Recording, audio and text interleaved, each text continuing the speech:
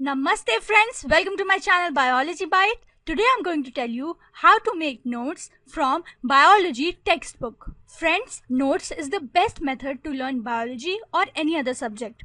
आपको कोई भी चीज सबसे अच्छे से तब याद होती है जब आप उसे लिख कर याद करें. In fact, according to a 2014 study by Association of Psychological Science, people who take note by writing down, मतलब जो लोग लिख लिख कर चीजें याद करते हैं उनको चीजें याद रखने के कॉन्सेप्ट्स याद रखने के ज्यादा चांसेस रहते हैं उन लोगों के बजाय जो लिख लिख कर चीजें याद नहीं करते. फ्रेंड्स, नोट बनाना भी एक कला है, एक आर्ट है और हर चैप्टर का नोट एक जैसा नहीं बनाया जाता. एनसीईआरटी बायोलॉजी में भी कुछ ऐसे चैप्टर्स हैं जिन्हें हमें बस रट्टा मारना होता है, जैसे कि बायोलॉजिकल क्लासिफिकेशन, एनिमल किंगडम, और कुछ ऐसे चैप्टर्स हैं जिन्हें हमें ज्यादा याद करने की जरूरत नहीं होती, बस समझने की जरूरत होती है, जैसे बायोटेक्नोलॉजी. तो इनके नोट्स भी अलग अलग तरीके से बनेंगे. पर ये सुन के कि इनके नोट्स अलग अलग तरीके से बनेंगे आपको ज्यादा चिंता करने की जरूरत नहीं है. मैं हूं ना फ्रेंड्स, मैं आपको इस वीडियो में बताऊंगी हर एक तरीका जिससे आप अच्छे नोट्स बना सकते हैं, उन चैप्टर्स के लिए भी जिन्हें याद करने की जरूरत है और उन चैप्टर्स के लिए भी जिन्हें समझने की जरूरत है. तो I will give you top 4 tips to master NCERT biology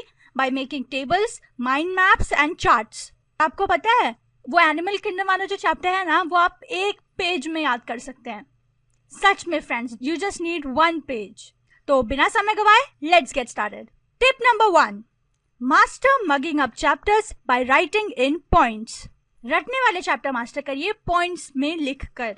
so friends, ये एनसीईआरटी का एक पैराग्राफ है, जरा इसे देखिए. ओके, अगर मैं आपसे पूछूं क्या आप इस पूरे पैराग्राफ को 5 मिनट में याद कर सकते हैं, तो आपका आंसर क्या होगा? फ्रेंड्स, ऑफ कोर्स आप बोलेंगे असंभव, इम्पॉसिबल है इस पैराग्राफ को 5 मिनट में याद करना, इट्स नॉट पॉसिबल. पर अगर मैं आपसे पूछूं क्या आप ये पॉइंट्स 5 मिनट में याद कर सकते हैं जो मैंने यहाँ पे लिखे हुए हैं, तो आप सोचेंगे, बोलेंगे हाँ ये तो पॉसिबल है, ये हो सकता है, बस 3 पॉइंट्स हैं, मैं इन्हें जल्दी से याद कर सकता हूँ या याद कर सकती हूँ. फ्रेंड्स, एक इंटरेस्टिंग चीज़ है जो मैंने आपको नहीं बताई कि ये पैराग्राफ और ये पॉइंट्स दोनों सेम हैं.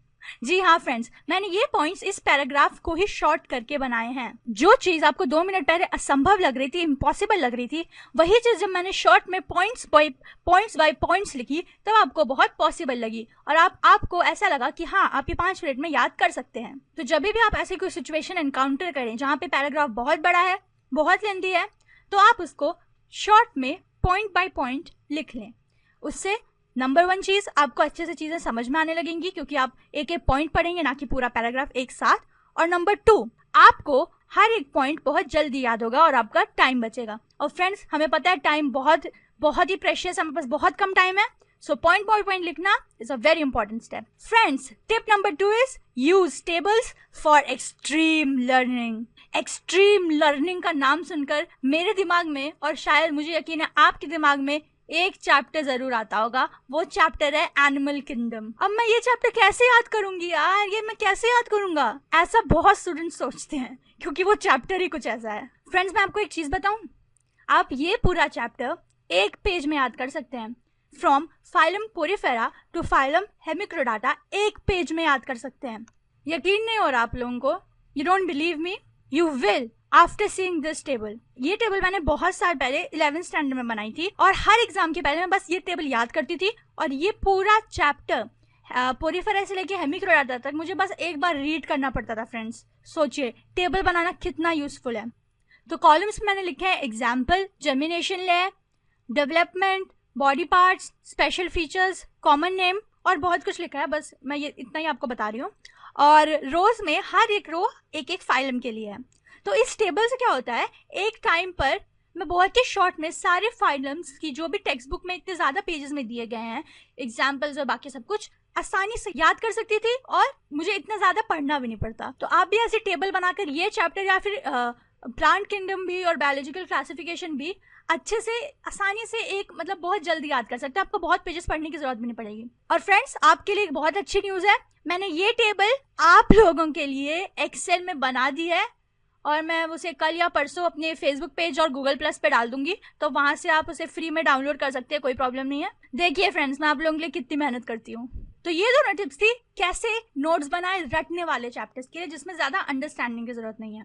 तो चलिए अब मैं आपको बताती हूँ टिप्स उन चैप्टर्स के लिए जिनमें थोड़ा समझने की जरूरत है और इतना याद करने की, इतने एग्जाम्पल्स की जरूरत नहीं है. Tip number 3, make mind maps for understanding tricky concepts. जब आपको कोई भी कॉन्सेप्ट बहुत ही कंफ्यूजिंग लगे तो उसके लिए माइंड मैप्स बना लीजिए। फॉर एग्जाम्पल, अगर आपको कार्डियक साइकिल समझ में ना आए तो बार बार पढ़ने से कुछ नहीं होगा friends. Instead make mind maps.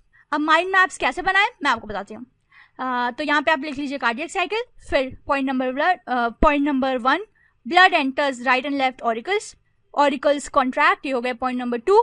Point number 3 blood enters ventricle, point number 4 ventricles contract blood, point number 5 blood is pushed out of the heart. तो ये मैंने बहुत शॉर्ट में एग्जांपल देने के लिए आपको बताया कि माइंड मैप्स बनाते कैसे हैं। ऑफ कोर्स आप इसमें बहुत सारे पॉइंट्स डालिए और अच्छे से समझिए हर एक पॉइंट जो आपको ट्रिकी कॉन्सेप्ट जो आपको समझ ना आए। माइंड मैप्स बनाने से क्या होता है, आपके दिमाग में उसकी एक पिक्चर बन जाती है जिससे आपको आसानी से हर चीज समझ में आ जाएगी। इससे आपको 10 बार चीज पढ़नी नहीं पड़ेगी और 10 बार पढ़ने से अच्छा है एक बार लिखकर माइंड मैप बना लीजिए।